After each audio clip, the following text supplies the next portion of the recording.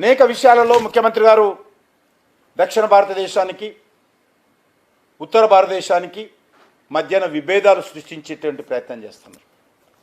ఇది మంచి సాంప్రదాయం కాదు. రాహుల్ గాంధీ దీనికి జవాబు చెప్పాలా. ఏదైతే రేవంత్ రెడ్డి గారు మాట్లాడుతూ ఉన్నారో, మీరు గతంలో పునర్విభజన మీరు చేశారు, అనేక దశాబ్దాల పాటు ఈ దేశాన్ని మీరు పరిపాలించారు. మరి మీరు పరిపాలించినప్పుడు మీరు చేయలేని పనులు ఈరోజు నరేంద్ర మోడీ గారి నేతృత్వంలో ఎన్డీఏ ప్రభుత్వం చేస్తూ ఉంటే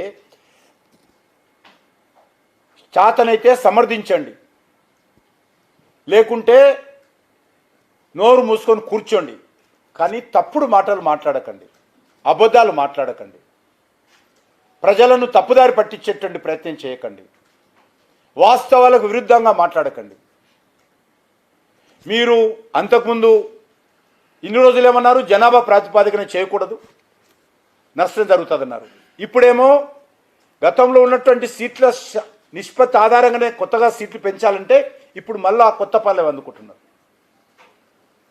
కాబట్టి ఇదంతా కూడా చర్చించి చేయాల్సినటువంటి అంశాన్ని రాజకీయం చేయకూడదు.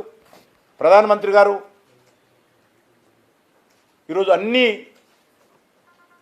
పత్రికల్లో ప్రజలకు తెలిసే విధంగా ఆర్టికల్స్ రాశారు స్వయంగా ఆయన.